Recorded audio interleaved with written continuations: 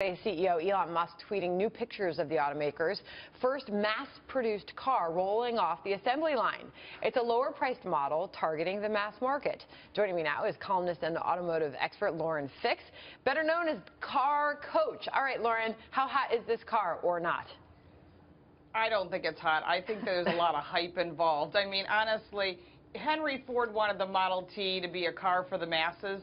The Model S is a car for the well-to-do, funded by the hardworking Americans, because it's all based on subsidies. And this is going to be an impact because they've got a lot of competition, and he's just about ready to lose his $7,500 tax credit, which will definitely impact sales. And we still don't know about the real accounting and these in-transit vehicles that he keeps accounting for. You know, his accounting principles have never followed what they call GAAP, which is generally accepted accounting principles. And I have a feeling the SEC is going to start looking into that a little deeper than they have been. All right, so you're not too optimistic, to put it simply, about this changing things for the future of the company. Yeah. Yeah, so Model 3, so can you give us the scoop on it right now? So the cost, what to expect if one were to go out and buy this car?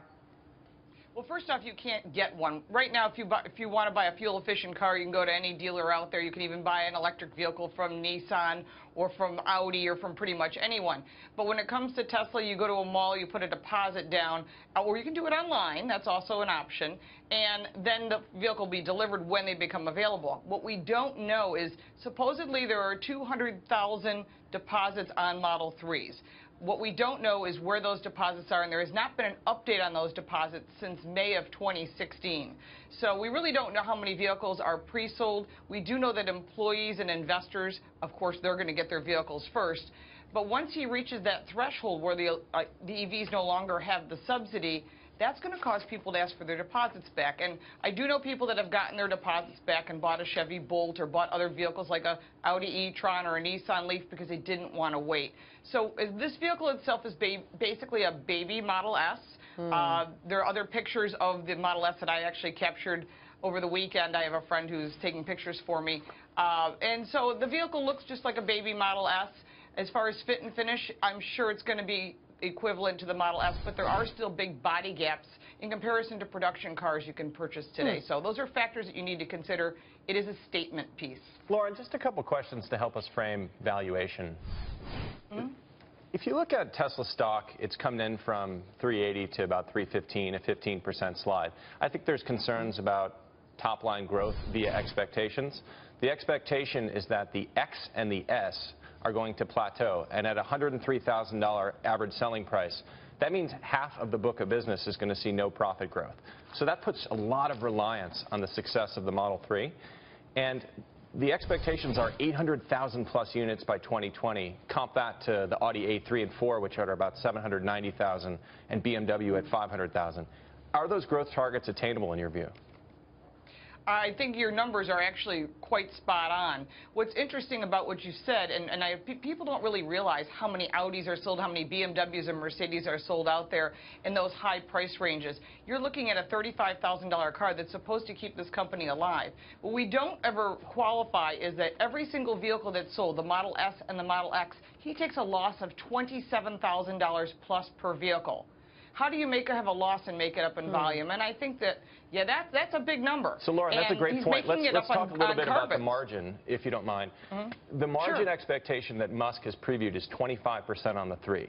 But the numbers don't seem to add up. If you're dealing with a $42,500 average selling price, a 25% in margin implies a $32,000 cost of goods sold. The battery costs $14,000. That leaves $17,000 left for the rest, but the rest on the X and the S costs $67,000. So how do you get that dramatic cut based upon the features you're seeing in the 3? There's no way you can do that because you're exactly spot on. The cost of the batteries, and of course, forgetting the fact that he can't even deliver on his expectations and forecasts, we're looking at a car that you cannot produce a car today for $17,000. It's going to be the quality of what he's claiming. So obviously, he's going to take a loss. He's making up his difference by carbon credits.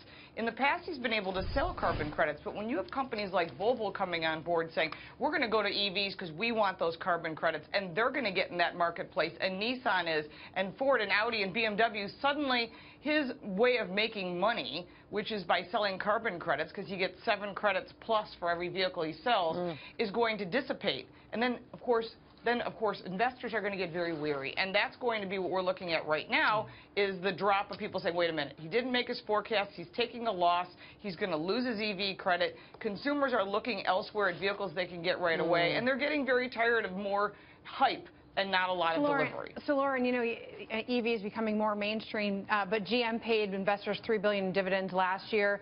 Ford paid $3.4 billion. Tesla's 2016 sales were a total of $7 billion, and its book value $4 billion, almost all paid in cash by investors. So how is it that Wall Street was trying to make us think this summer that Tesla was better in value than GM or Ford? Lauren, we've got 5 seconds for you. Okay, I think that those numbers are absolutely inflated. He agrees. Even Elon Musk agrees that his stock is overvalued, and this is proving to be true. I think there's going to be a big stock correction. All right, Lauren Fix, the car coach, thank you for being here this morning. Good to see you.